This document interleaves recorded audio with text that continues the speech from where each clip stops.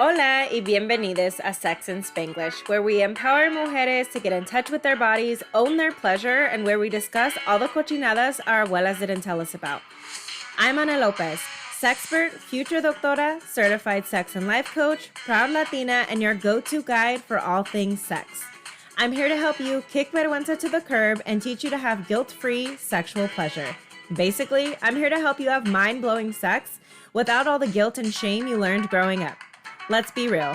La comunidad latina doesn't talk about sex, pero que suerte tienes because this Latina does. It is my vision to have Latinas worldwide discussing sex with one another just like they do with chisme. Así que, prepárate.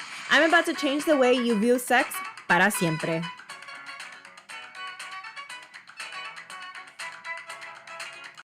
Welcome back to another episode of the Sex and Spanglish podcast. I am recording from my we're going to call it renovated, but I don't think that's the correct word, office. I'm super excited. Over the weekend, my partner and I were doing a lot of work around the house, and I was like, I need to clean my office and also need to organize all this shit that I have in here. So for those of you that don't know, my partner and I live in an apartment. And it has plenty of space. We just have too much shit. So it's two of us living in a 3-bedroom apartment and we have no room, but it's because we have too much shit. So anyway, we have too much shit for the space, I should say, and we don't have enough organizing things and all that. We would like to buy a house sooner rather than later. So I'm very hesitant to invest in a bunch of organizational things just because I don't know how it will fit in the new house. So anyways, after many trips to Target and the dollar store, and I don't even remember where else we went, my office is now organized mostly. And it looks amazing in here, and I'm super excited to be recording from here. And I have a little station for my plants with a light and all the things. So it's super legit, and I love the background that I have now when I'm on Zoom calls. So if you get on Zoom call with me, please comment on how amazing my office is. But anyway, so I am back with another episode in the childhood series. I will be talking about emotions today. So I'm super excited about this. This came up because I was responding to a comment on a TikTok video that I did. So if you don't follow me on TikTok, be sure to do that at Sex and Spanglish. And so there was a couple messages about emotions and processing them and how to get rid of shame and guilt. And what I realized is that many people don't know how to process emotions. And this is just across the board, Latinos and not. But I started thinking about how we're taught about it. And as I was answering, so I answered in a video comment. So for those of you listening, if you comment on one of my TikTok videos, I will more than likely respond with a video just because I have a lot of shit to say about a lot of things. So anyway, my mind started going in all these places. I had to re-record the video 4 or 5 times because I was like, okay, I need to stay on track. There are so many branches to this topic. And so I was like, okay, this is one of the episodes. I don't even know. This wasn't even in my original plans. And I am not sure why, but I was just I opened up Pandora's box. So I am super excited to talk about emotions today. And this is, at the time of recording, going to be a 2-part series, but it may very well end up being 3 or 4 because I think emotions are super important and they can be really confusing. So yeah, let's dive into it. So, emotions. First, I'm going to be talking about how we are taught about emotions. So again, taught can be something that is verbally said to us.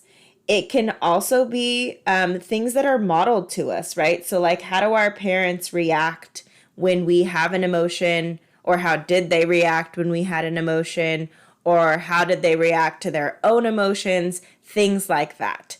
So teaching isn't just like a verbal word. It's messages that you are getting via modeling and just kind of seeing what's going on in your environment. And it doesn't always come from your parents, right? Like, yes, it comes from your parents, but it also comes from, who you're raised around. It was there like, I don't know, some tios living with you or padrinos or quien sea, right? It could have been a neighbor person that you hung out with a lot or whatever, right? It comes from everywhere, even society, media, all those things.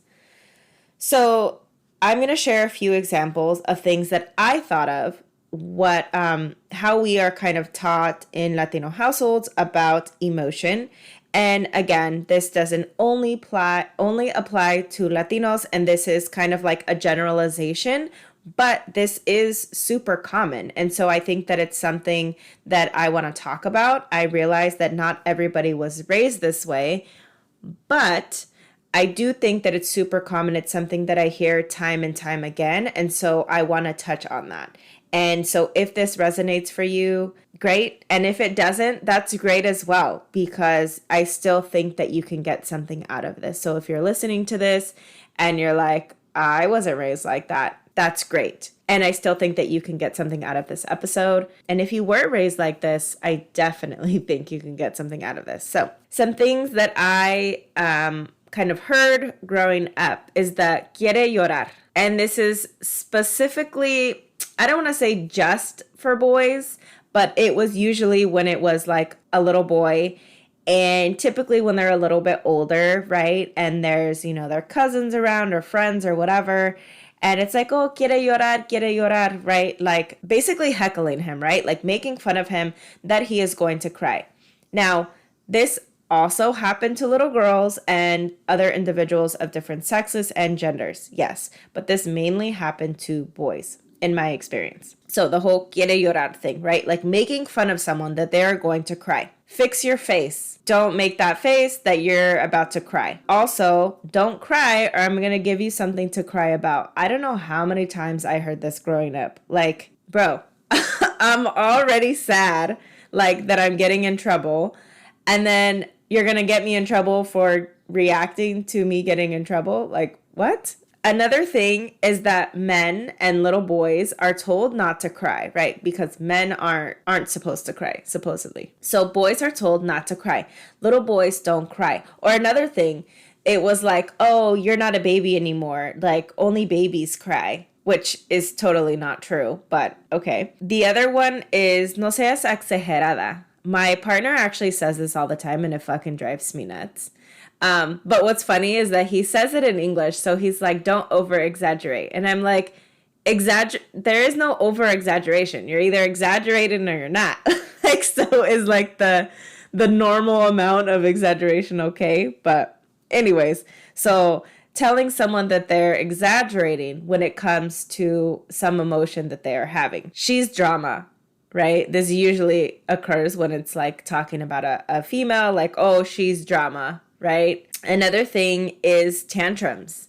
So I understand how embarrassing and annoying it can be when a child throws a tantrum. I get that. And it is super important to realize, and I'll go into this more in depth on another episode, but it is super important to realize that when a child is having a tantrum, they are doing it because that is their way of processing emotions. They don't know any other way.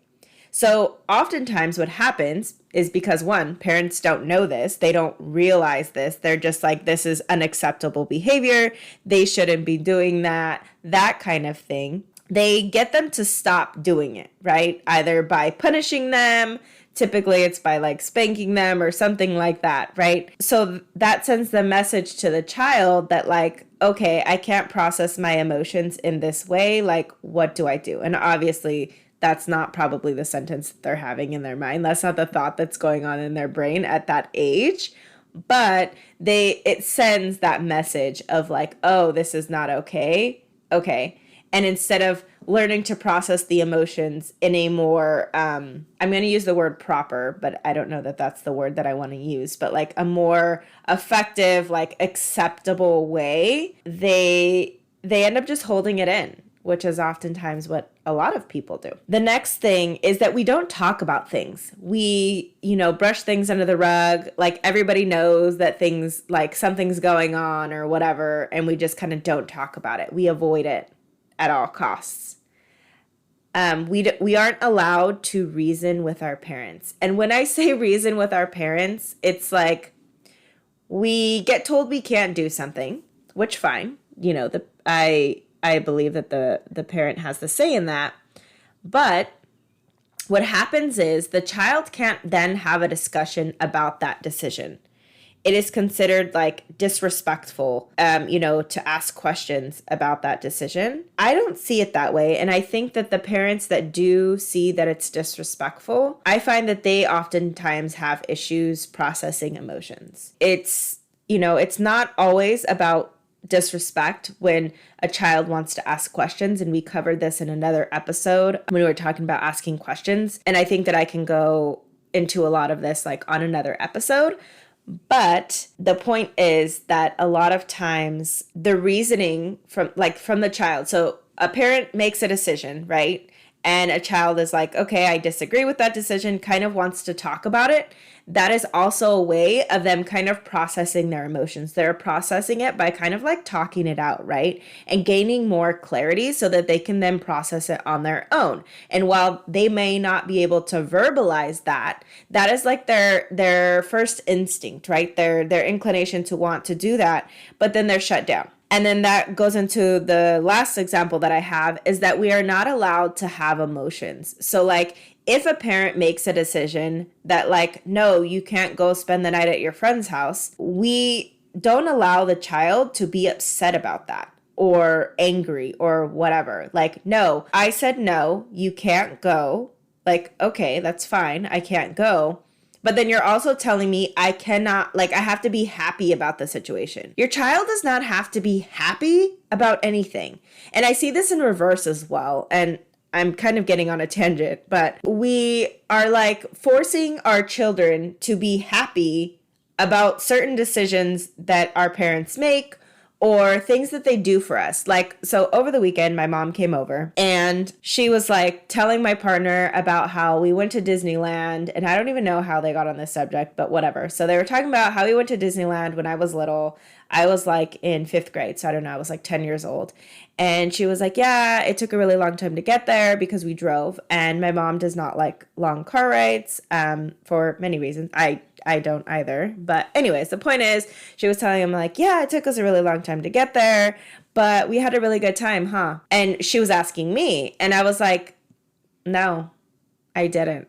Like, because I'm not going to lie to her. I didn't have a good time when we went.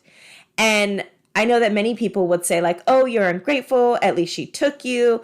I never got to go, blah, blah, blah, blah, blah. Like, I do not have to feel happy or appreciative for anything that my mother or my father or anyone else in my life does for me. And you don't either. Like, I don't have to feel that appreciation simply because you did it for me. Like, okay, great. Yeah, she took me. That was a nice gesture. I see that. That doesn't also mean that I had to have a good time over there, that I'm like automatically forced and obligated to have a good time and to be excited about something that you are choosing to do for me. You know what I mean? Again, that's probably a message for an entirely different episode, maybe even a different podcast. I don't know. I have a lot of thoughts and opinions about these things. But the point is that we don't allow our children to have emotions. And as children, we are not allowed to have emotions. So then this ends up impacting us. So those are the examples that I have about how emotions are modeled to us, how we are taught about emotions. If you thought of any more examples, I definitely want to hear about them. Send me a text at 669-200-9269. I would love to hear from you.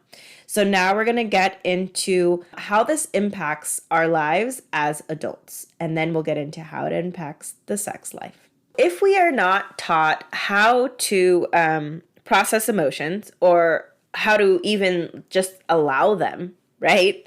Allow ourselves to feel them, to make ourselves believe that it's okay to have emotions just in general, not even just to process them, just to have them. How does this show up in our adult life? Well, we don't know how to process emotions. We're also constantly like pushing them away. We're like, nope, this feels shitty, push it away. Even with positive emotions, this happens a lot. Like people don't allow themselves to get like overly excited or overly emotional in like the happy sense, right? Because we weren't allowed to. It's not okay.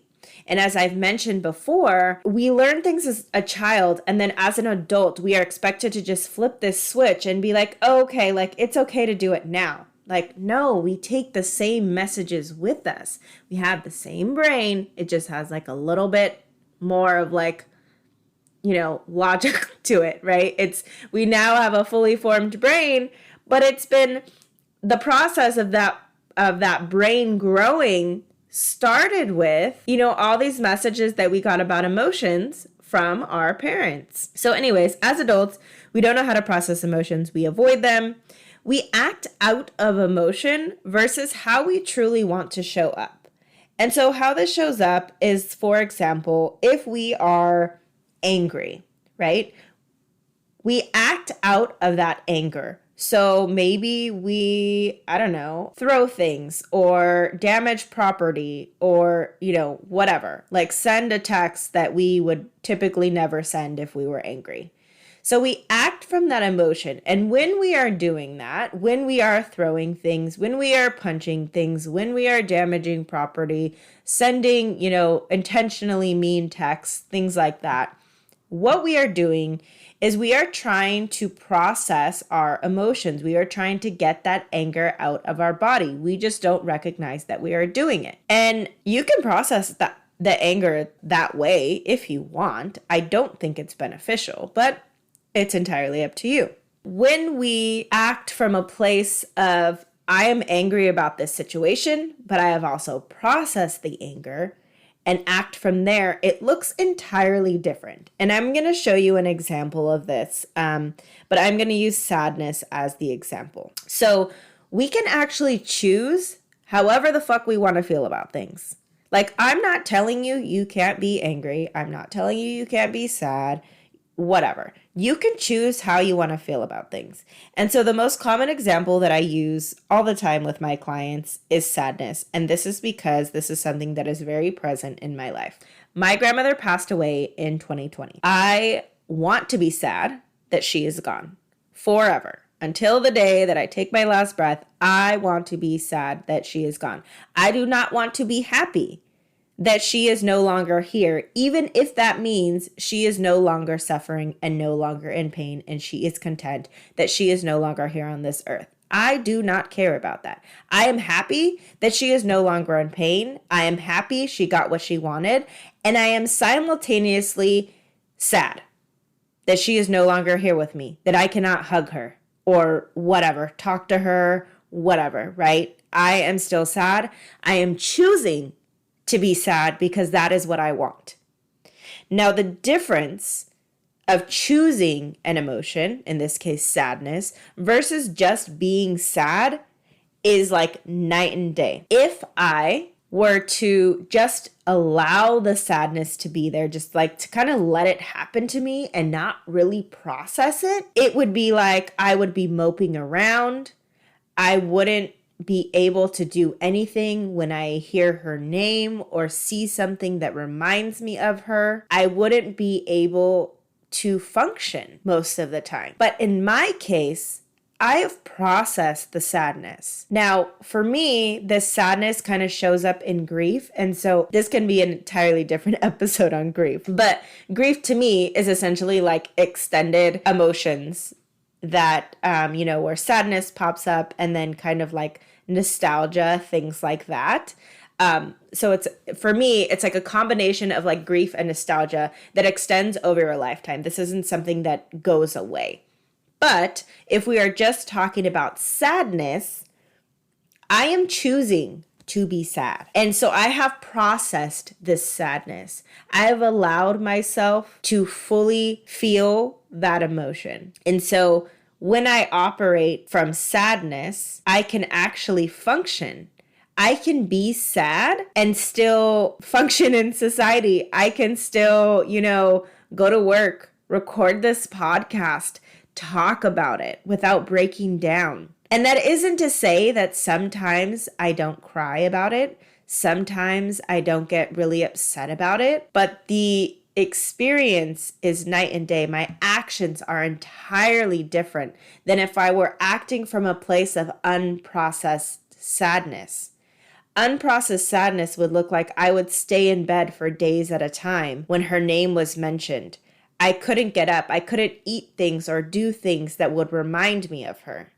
Whereas now I enjoy those things. I celebrate her and honor her with an altar, eating things that she enjoyed, talking about her, sharing stories about her from that place of processed sadness where I am still choosing to be sad. When we learn how to process emotions, and I'm now realizing I'll probably have to create another episode on this, but when we are choosing our emotions and also processing those kind of unwanted emotions, then we are in a better place. But I digress. Let's get back to the regularly scheduled content. I am talking about how being taught to not have emotions or not, being allowed to have emotions is impacting our adult life. So that was talking about acting out of emotion. And then the next one is that we have shame and guilt when we are emotional. There are times that we feel sad, for example, and we want to cry.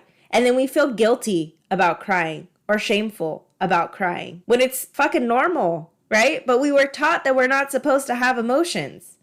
Or we throw in this caveat like, oh, I'm emotional today. Why don't you just be emotional? Why do we have to throw in that justification? And that will probably be a topic of another episode, because that is another thing that we often do, is justifying things, not just emotions. So stay tuned for that. But what I want to end this part of the podcast episode with is that emotions are normal. We are literally supposed to have emotions. I don't know how many times I hear people say, particularly women, that, oh, I don't have feelings. I just turn them off, no feelings, blah, blah, blah. That's not a thing. If you tell me that you are turning off your emotions, that literally just means that you're avoiding them. And the example that I gave on my TikTok is that the way that, this is a metaphor for avoiding emotions. So if you have bills come in every month and you don't pay them and you just put the bill in the drawer and you leave it, you're going to get the same bills next month and then you don't pay them. And then you get the same bills the next month and you don't pay them, right? Just because you're avoiding paying those bills doesn't mean they go away. They might get sent to collections. Things, your electricity might get turned off or something, right? But they're still there. You still owe the money. It's still there. They're not going anywhere. Emotions are normal. We are supposed to have emotions. Depending on who you ask, which, psychological theory you go off of, there's between 5 and 8 what they call core emotions or basic emotions. And so basically those are emotions that we are born with. And then all other emotions kind of stem off of that. So the 8 basic ones that you might hear are anger, fear, sadness, disgust, surprise, anticipation, trust, and joy. Again, I'll probably have to go into an entire other series or episode on emotions and what those mean and how those play into our lives, and in particular our sex lives, right? Because this is a sex podcast. But those are the 8 basic emotions. We are supposed to have those emotions. So whether or not you process them is up to you, but that doesn't mean that you are not going to have them. They are still there. So going back to the bill example, just because you don't pay them doesn't mean they aren't there. They're still there. You're just not looking at them, right? And so emotions are normal. And you may find that it is really hard for you to acknowledge that you have an emotion, or it might be really hard for you to identify the emotion you're having, right? So you might be feeling a certain way and you're like, I don't even know what to call this emotion. I don't even know what it is. And that's super normal of people that weren't allowed to feel emotions as a child, because again, this is a skill, right? We've kind of cut it off in our prime, when we were children and our brains are forming, our parents cut it off. And again, this isn't for you to go and yell at your parents. And, I could do a whole entire other episode on that about how our parents they couldn't feel emotions. They didn't have time. And again, that's a whole other episode. I don't want to get us too much off track. But the point is that emotions are normal. If you literally do not feel emotions, there's actually a disorder for that. We are supposed to feel emotions because they keep us alive. The fight or flight response is part of emotions. If you feel stressed, that is an emotion. If you feel happy, excited, sad, like those are emotions. Just because you don't outwardly demonstrate that you are sad or happy, excited, whatever, doesn't mean you don't have them. You have them. Just because you're kind of shutting yourself off from like finding love doesn't mean that you don't have those emotions. So quit telling yourself that. Now we are going to move into your favorite part where we talk about how this impacts sex. In the episode on cleaning, we talked about how we haven't developed the skill of relaxation. So if you haven't listened to that episode, definitely go back and listen to it. But basically the idea is that relaxation is a skill, and it's one that we have to build, and that many of us think we just don't know how, but it's something that we can learn even if we don't know how to do it right now in this moment. How does that relate to emotions? Well, if we are not allowing ourselves to feel our emotions, to process our emotions, we are in a constant state of fight or flight. So for those of you that don't know, fight or flight is a nervous system response. So this is part of our nervous system in our body that is activated as a way to keep us safe. But what happens in modern day society is we have all these other things that are going on that actually activate our fight or flight response when they're actually not a danger. So something such as like maybe an argument with our partner is not necessarily an endangerment to our, well-being. Like intimate partner violence aside, typically an argument about who was supposed to do the laundry or something like that is not a threat to your survival, but your brain does not know that. So I'm going to have an entire other episode on fight or flight. But for now, all you need to know is that when we are in this constant state of fight or flight and not processing our emotions, we are not able to relax, which, as you know, if you've been listening to me for a while, is the kryptonite to orgasm and to arousal. If we cannot relax outside of the bedroom, we cannot relax inside of the bedroom, which means we will have trouble becoming aroused and we will have trouble orgasming. Avoiding and or not processing emotions also impacts our ability to communicate and our communication skills. Again, I can have another entire podcast episode on communication. But in summary, when we don't know how to process our emotions, we are unable to communicate them with others, right? Because we don't really know what's going on ourselves, right? So it's like, imagine not knowing how to get from California to Florida, and then you're trying to explain to someone how to get there. Like, you might know the basic directions, like go east, but that's as far as you know. So when we don't allow ourselves to feel our emotions and process our emotions, we're not able to conceptualize them either in our brain, to make logical sense of them and what is going on and what we actually think about things and what we actually want to do with those emotions and the situation that's at hand, right? So we can't communicate that because we don't know what the fuck is going on. So it's the same idea. And then going back to acting out of emotion, which is something that we touched on earlier, if we are acting out of emotion, the example that I used was anger. If we are acting from that emotion, then, oftentimes that doesn't result in the result that we want. right? If we are angry at our partner and we don't know how to communicate it, and instead of talking to them and telling them about how we're feeling about a certain situation, we may be yelling at them, we may be cursing at them, we may be throwing things, damaging property, walking away, all things that may not be productive to that conversation, right? So what does this have to do with sex? Well, if we can't communicate outside of the bedroom, how are we going to communicate inside the bedroom, right? We are in this constant fight or flight response again, and we are unable to communicate what it is that we want because we don't even know what we want. We're like, I don't know, I just need to get these feelings out of me, I don't know what to do, right? And we don't know what to say. We don't know what we want. We stay in this state of confusion, in this spinning state. Another thing that we do when we don't know how to process emotions is we do things to avoid emotion. And again, this applies to both in and outside of the bedroom. But when we're talking about having sex, this can look like saying yes to sex just to avoid guilt. Maybe it's saying yes to a position that you don't like or is that uncomfortable for you. Maybe a type of sex that you don't like and know you don't like. But you say yes just to avoid feeling guilt. This can also look like doing things to feel a certain emotion.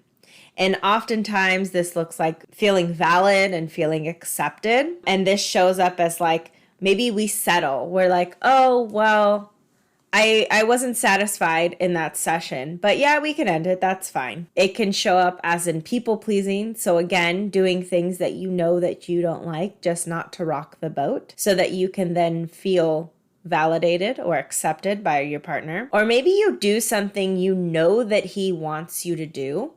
So maybe it's something such as I don't know, it could be as simple as a blowjob, or maybe it could be something like a threesome or any number of things.